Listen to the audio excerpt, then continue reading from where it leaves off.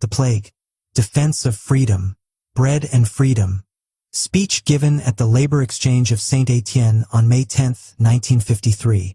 If we add up the examples of breach of faith and extortion that have just been pointed out to us, we can foresee a time when, in a Europe of concentration camps, the only people at liberty will be prison guards who will then have to lock up one another. When only one remains, he will be called the Supreme Guard. And that will be the ideal society in which problems of opposition, the headache of all 20th century governments, will be settled once and for all. Of course, this is but a prophecy and, although governments and police forces throughout the world are striving, with great goodwill, to achieve such a happy situation, we have not yet gone that far. Among us, for instance, in Western Europe, freedom is officially approved. But such freedom makes me think of the poor female cousin in certain middle-class families. She has become a widow. She has lost her natural protector. So she has been taken in, given a room on the top floor, and is welcome in the kitchen. She is occasionally paraded publicly on Sunday, to prove that one is virtuous and not a dirty dog. But for everything else, and especially on state occasions, she is requested to keep her mouth shut. And even if some policeman idly takes liberties with her in dark corners, one doesn't make a fuss about it, for she has seen such things before, especially with the master of the house, and after all, it's not worth getting in bad with the legal authorities. In the East, it must be admitted, they are more forthright. They have settled the business of the female cousin once and for all by locking her up in a closet with 2 solid bolts on the door. It seems that she will be taken out 50 years from now, more or less, when the ideal society is definitively established. Then there will be celebrations in her honor. But, in my opinion, she may then be somewhat moth-eaten, and I am very much afraid that it may be impossible to make use of her. When we stop to think that these 2 conceptions of freedom, the one in the closet and the other in the kitchen, have decided to force themselves on each other and are obliged in all that hullabaloo to reduce still further the female cousin's activity, it will be readily seen that our history is rather one of slavery than of freedom, and that the world we live in is the one that has just been described, which leaps out at us from the newspaper every morning to make of our days and our weeks a single day of revolt and disgust. The simplest, and hence most tempting, thing is to blame governments or some obscure powers for such naughty behavior. Besides, it is indeed true that they are guilty and that their guilt is so solidly established that we have lost sight of its beginnings. But they are not the only ones responsible. After all, if freedom had always had to rely on governments to encourage her growth, she would probably be still in her infancy or else definitively buried with the inscription, "Another angel in heaven." The society of money and exploitation has never been charged, so far as I know, with assuring the triumph of freedom and justice. Police states have never been suspected of opening schools of law in the cellars where they interrogate their subjects. So, when they oppress and exploit, they are merely doing their job, and whoever blindly entrusts them with the care of freedom has no right to be surprised when she is immediately dishonored. If freedom is humiliated or in chains today, it is not because her enemies had recourse to treachery. It is simply because she has lost her natural protector. Yes, freedom is widowed, but it must be added because it is true. She is widowed of all of us. Freedom is the concern of the oppressed, and her natural protectors have always come from among the oppressed. In feudal Europe, the communes maintained the ferments of freedom. Those who assured her fleeting triumph in 1789 were the inhabitants of towns and cities. And since the 19th century, the workers' movements have assumed responsibility for the double honor of freedom and justice, without ever dreaming of saying that they were irreconcilable. Laborers, both manual and intellectual, are the ones who gave a body to freedom and helped her progress in the world until she has become the very basis of our thought. The air we cannot do without, that we breathe without even noticing it until the time comes when, deprived of it, we feel that we are dying. And if freedom is regressing today throughout such a large part of the world, this is probably because the devices for enslavement have never been so cynically chosen or so effective, but also because her real defenders, through fatigue, through despair, or through a false idea of strategy and efficiency, have turned away from her. Yes, the great event of the 20th century was the forsaking of the values of freedom by the revolutionary movement, the progressive retreat of socialism based on freedom before the attacks of a Caesarean and military socialism. Since that moment, a certain hope has disappeared from the world and a solitude has begun for each and every free man. When, after Marx, the rumor began to spread and gain strength that freedom was a bourgeois hoax, a single word was misplaced in that definition, and we are still paying for that mistake through the convulsions of our time. For it should have been said merely that bourgeois freedom was a hoax, and not all freedom. It should have been said simply that bourgeois freedom was not freedom, or, in the best of cases, was not yet freedom, but that there were liberties to be won and never to be relinquished again.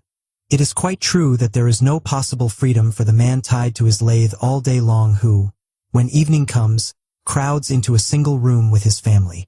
But this fact condemns a class, a society, and the slavery it assumes, not freedom itself, without which the poorest among us cannot get along.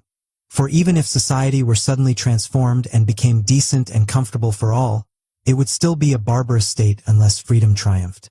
And because bourgeois society talks about freedom without practicing it, must the world of workers also give up practicing it and boast merely of not talking about it? Yet the confusion took place, and in the revolutionary movement freedom was gradually condemned because bourgeois society used it as a hoax. From a justifiable and healthy distrust of the way that bourgeois society prostituted freedom, people came to distrust freedom itself. At best, it was postponed to the end of time, with the request that meanwhile it be not talked about. The contention was that we needed justice first and that we would come to freedom later on, as if slaves could ever hope to achieve justice. And forceful intellectuals announced to the worker that bread alone interested him rather than freedom, as if the worker didn't know that his bread depends in part on his freedom. And, to be sure, in the face of the prolonged injustice of bourgeois society, the temptation to go to such extremes was great. After all, there is probably not one of us here who, either in deed or in thought, did not succumb. But history has progressed, and what we have seen must now make us think things over. The revolution brought about by workers succeeded in 1917, and marked the dawn of real freedom and the greatest hope the world has known. But that revolution, surrounded from the outside, threatened within and without, provided itself with a police force. Inheriting a definition and a doctrine that pictured freedom as suspect, the revolution little by little became stronger, and the world's greatest hope hardened into the world's most efficient dictatorship. The false freedom of bourgeois society has not suffered meanwhile. What was killed in the Moscow trials and elsewhere, and in the revolutionary camps, what is assassinated when in Hungary a railway worker is shot for some professional mistake, is not bourgeois freedom but rather the freedom of 1917. Bourgeois freedom can meanwhile have recourse to all possible hoaxes. The trials and perversions of revolutionary society furnish it at one and the same time with a good conscience and with arguments against its enemies. In conclusion, the characteristic of the world we live in is just that cynical dialectic which sets up injustice against enslavement while strengthening one by the other. When we admit to the palace of culture Franco, the friend of Goebbels and of Himmler, Franco, the real victor of the Second World War, to those who protest that the rights of man inscribed in the Charter of UNESCO are turned to ridicule every day in Franco's prisons, we reply without smiling that Poland figures in UNESCO too, and that, as far as public freedom is concerned, one is no better than the other. An idiotic argument, of course. If you were so unfortunate as to marry off your elder daughter to a sergeant in a battalion of ex-convicts, this is no reason why you should marry off her younger sister to the most elegant detective on the society squad. One black sheep in the family is enough. And yet the idiotic argument works, as is proved to us every day. When anyone brings up the slave in the colonies and calls for justice, he is reminded of prisoners in Russian concentration camps, and vice versa. And if you protest against the assassination in Prague of an opposition historian like Calandra, 2 or 3 American Negroes are thrown in your face. In such a disgusting attempt at outbidding, one thing only does not change: the victim, who is always the same. A single value is constantly outraged or prostituted: freedom, and then we notice that everywhere, together with freedom, justice is also profaned. How then can this infernal circle be broken? Obviously, it can be done only by reviving at once, in ourselves and in others, the value of freedom, and by never again agreeing to its being sacrificed, even temporarily, or separated from our demand for justice. The current motto for all of us can only be this: without giving up anything on the plane of justice, yield nothing on the plane of freedom. In particular, The few democratic liberties we still enjoy are not unimportant illusions that we can allow to be taken from us without a protest. They represent exactly what remains to us of the great revolutionary conquests of the last 2 centuries. Hence they are not, as so many clever demagogues tell us, the negation of true freedom. There is no ideal freedom that will someday be given us all at once, as a pension comes at the end of one's life. There are liberties to be won painfully, one by one, and those we still have are stages, most certainly inadequate but stages nevertheless, on the way to total liberation. If we agree to suppress them, we do not progress nonetheless. On the contrary, we retreat, we go backward, and someday we shall have to retrace our steps along that road. But that new effort will once more be made in the sweat and blood of men. No, choosing freedom today does not mean ceasing to be a profiteer of the Soviet regime and becoming a profiteer of the bourgeois regime. For that would amount, instead, to choosing slavery twice and, as a final condemnation, choosing it twice for others. Choosing freedom is not, as we are told, choosing against justice. On the other hand, freedom is chosen today in relation to those who are everywhere suffering and fighting, and this is the only freedom that counts. It is chosen at the same time as justice, and, to tell the truth, henceforth we cannot choose one without the other. If someone takes away your bread, he suppresses your freedom at the same time. But if someone takes away your freedom, you may be sure that your bread is threatened, for it depends no longer on you and your struggle but on the whim of a master. Poverty increases insofar as freedom retreats throughout the world, and vice versa. And if this cruel century has taught us anything at all, it has taught that the economic revolution must be free just as liberation must include the economic. The oppressed want to be liberated not only from their hunger but also from their masters. They are well aware that they will be effectively freed of hunger only when they hold their masters, all their masters, at bay. I shall add in conclusion that separating freedom from justice is tantamount to separating culture and labor, which is the epitome of the social sin. The confusion of the workers' movement in Europe springs in part from the fact that it has lost its real home, where it took comfort after all defeats, which was its faith in freedom. But, likewise, the confusion of European intellectuals springs from the fact that the double hoax, bourgeois and pseudo-revolutionary, separated them from their sole source of authenticity, the work and suffering of all, cutting them off from their sole natural allies, the workers. Insofar as I am concerned, I have recognized only 2 aristocracies, that of labor and that of the intelligence, and I know now that it is mad and criminal to try to make one dominate the other. I know that the 2 of them constitute but a single nobility, that their truth and, above all, their effectiveness lie in union. I know that if they are separated, they will allow themselves to be overcome gradually by the forces of tyranny and barbarousness, but that united, on the other hand, they will govern the world. This is why any undertaking that aims to loosen their ties and separate them is directed against man and his loftiest hopes. The first concern of any dictatorship is, consequently, to subjugate both labor and culture. In fact, both must be gagged or else, as tyrants are well aware, sooner or later one will speak up for the other. Thus, in my opinion, there are 2 ways for an intellectual to betray at present, and in both cases he betrays because he accepts a single thing, that separation between labor and culture. The first way is characteristic of bourgeois intellectuals who are willing that their privileges should be paid for by the enslavement of the workers. They often say that they are defending freedom, but they are defending first of all the privileges freedom gives to them, and to them alone. The second way is characteristic of intellectuals who think they are leftist and who, through distrust of freedom, are willing that culture, and the freedom it presupposes, should be directed under the vain pretext of serving a future justice. In both cases, the profiteers of injustice and the renegades of freedom ratify and sanction the of intellectual and manual labor which condemns both labor and culture to impotence. They depreciate at one and the same time both freedom and justice. It is true that freedom, when it is made up principally of privileges, insults labor and separates it from culture. But freedom is not made up principally of privileges. It is made up especially of duties. And the moment each of us tries to give freedom's duties precedence over its privileges, freedom joins together labor and culture and sets in motion the only force that can effectively serve justice. The rule of our action, the secret of our resistance can be easily stated. Everything that humiliates labor also humiliates the intelligence, and vice versa. and the revolutionary struggle, the centuries-old straining toward liberation can be defined first of all as a double and constant rejection of humiliation. To tell the truth, we have not yet cast off that humiliation. But the wheel turns, history changes, and a time is coming, I am sure, when we shall cease to be alone. For me, our gathering here today is in itself a sign. The fact that members of unions gather together and crowd around our freedoms to defend them is indeed reason enough for all to come here from all directions to illustrate their union and their hope. The way ahead of us is long. Yet if war does not come and mingle everything in its hideous confusion, we shall have time at last to give a form to the justice and freedom we need. But to achieve that we must henceforth categorically refuse, without anger but irrevocably, the lies with which we have been stuffed.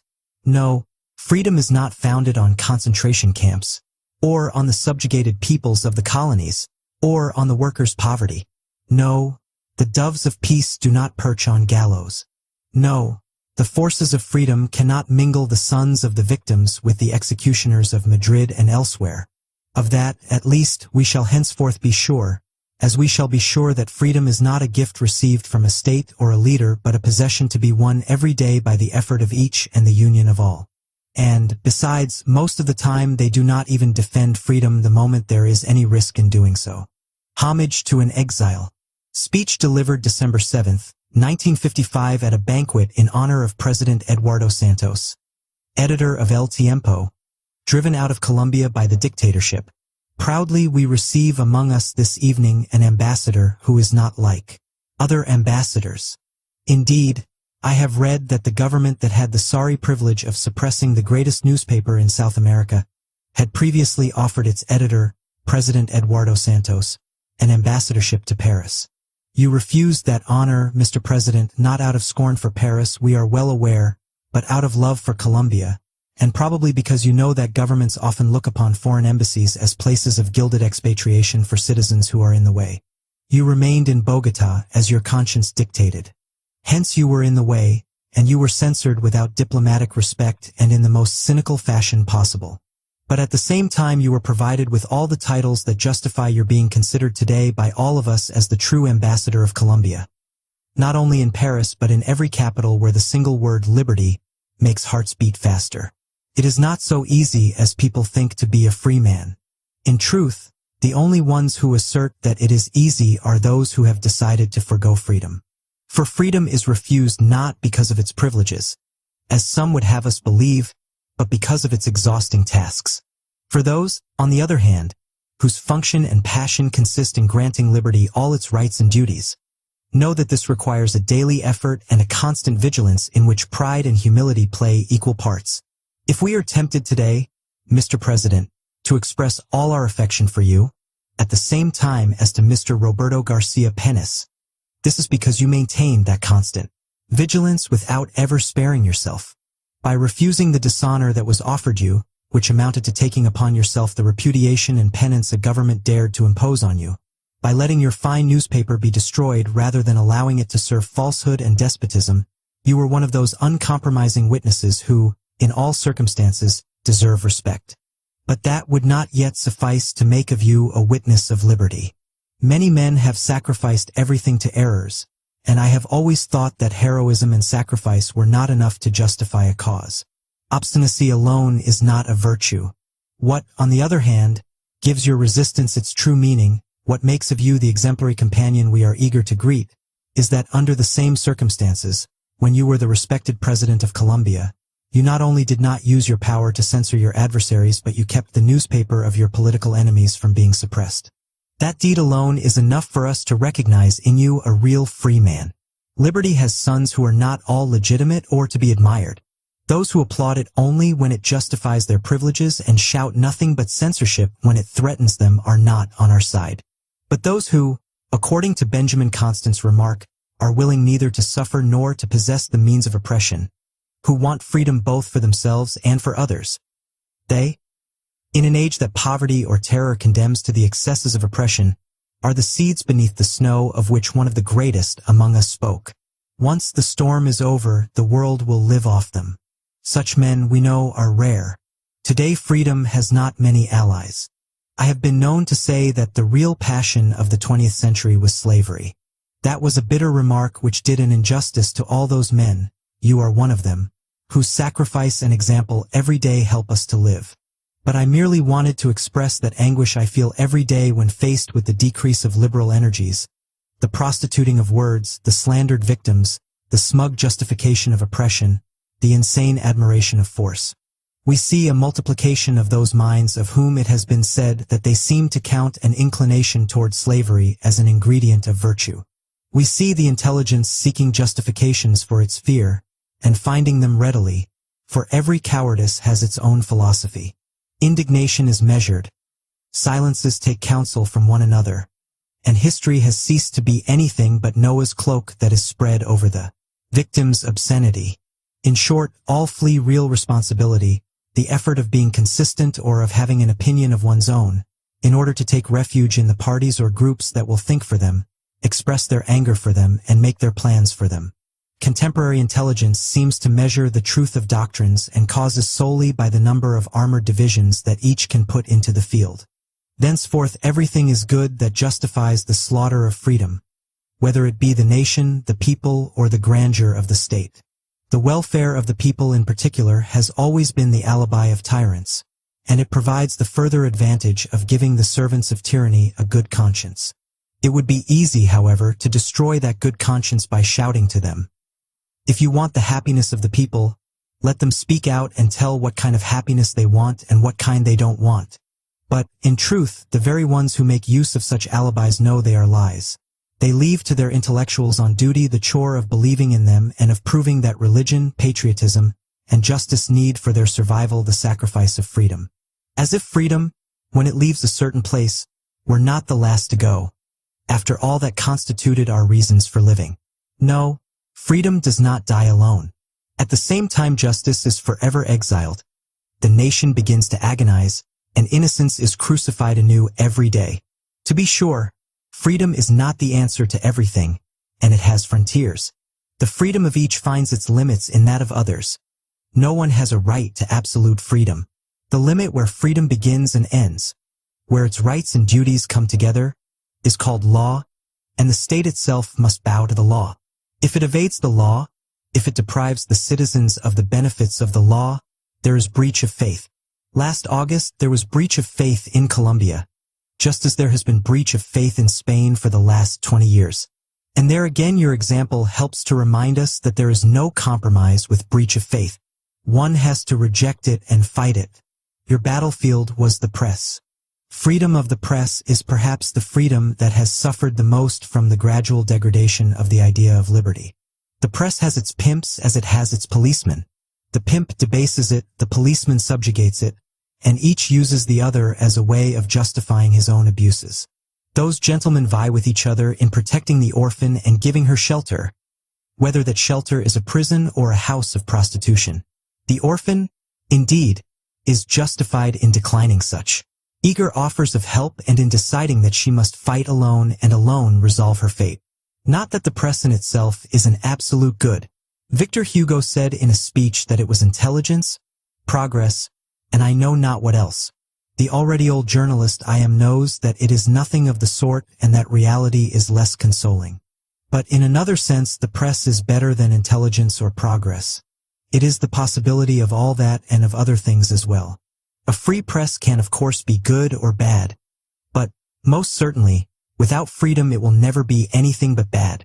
When one knows of what man is capable, for better and for worse, one also knows that it is not the human being himself who must be protected but the possibilities he has within him, in other words, his freedom. I confess, insofar as I am concerned, that I cannot love all humanity except with a vast and somewhat abstract love.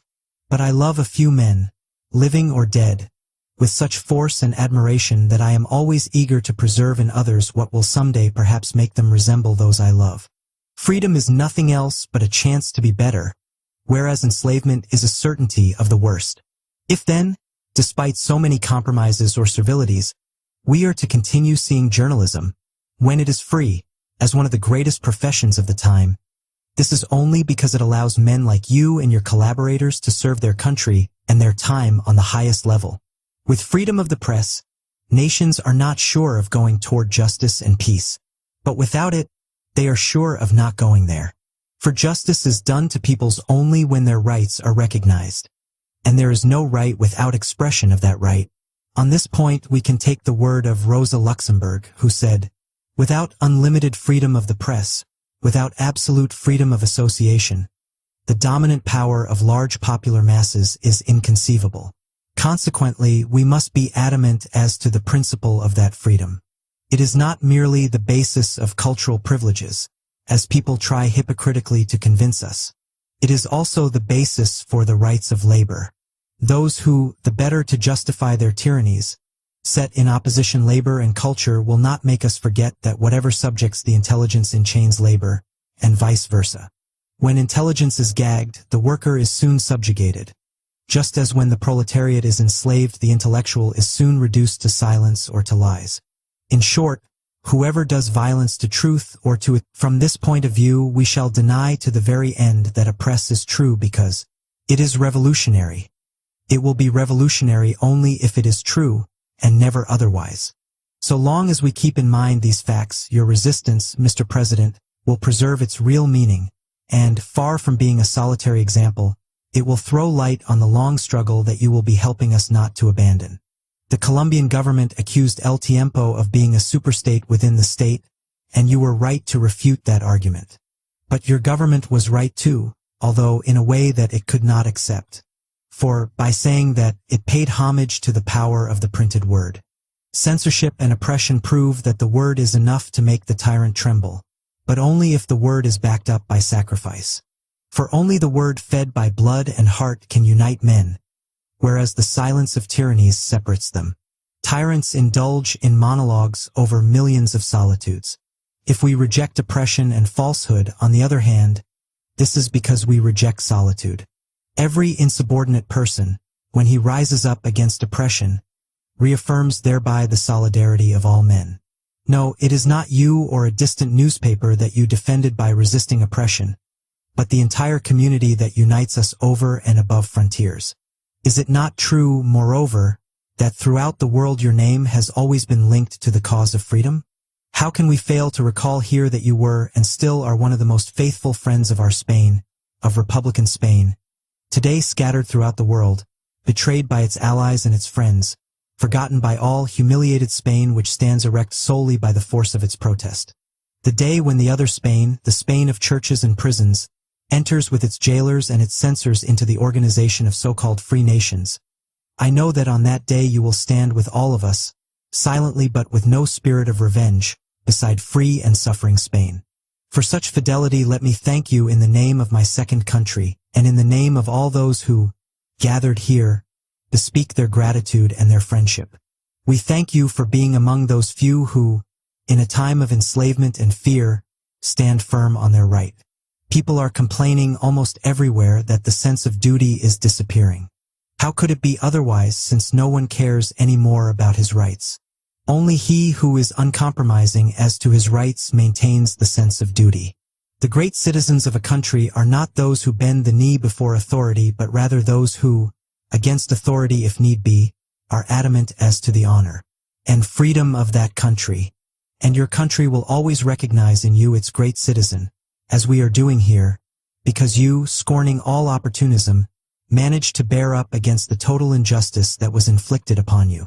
At a moment when the most short-sighted realism, a debased conception of power, the passion for dishonor, and the ravages of fear disfigure the world, at the very moment when it is possible to think that all is lost, something on the other hand is beginning, since we have nothing more to lose. What is beginning is the period of the indomitable men devoted to the unconditional defense of liberty. This is why your attitude serves as an example and a comfort to all those who, like me, have now broken with many of their traditional friends by rejecting any complicity, even temporary, even and above all tactical, with regimes or parties whether of the right or of the left that justify, however little, the suppression of a single one of our liberties. In conclusion, allow me to say that, reading the other day the wonderful message you addressed to your people, I appreciated not only your steadfastness and constancy, but also the long suffering you must have experienced. When oppression wins out, as we all know here, Those who nevertheless believe that their cause is just suffer from a sort of astonishment upon discovering the apparent impotence of justice. Then come the hours of exile and solitude that we have all known. Yet I should like to tell you that, in my opinion, the worst thing that can happen in the world we live in is for one of those men of freedom and courage I have described to stagger under the weight of isolation and prolonged adversity, to doubt himself and what he represents. And it seems to me that at such a moment those who are like him must come toward him, forgetting his titles and all devices of the official orator, to tell him straight from the heart that he is not alone and that his action is not futile, that there always comes a day when the palaces of oppression crumble, when exile comes to an end, when liberty catches fire. Such calm hope justifies your action. If, after all, men cannot always make history have a meaning, they can always act so that their own lives have one. Believe me when I tell you that across thousands of miles, all the way from far-off Colombia, you and your collaborators have shown us a part of the difficult road we must travel together toward liberty. And allow me, in the name of the faithful and grateful friends receiving you here, to greet fraternally in you and your collaborators the great companions of our common liberation.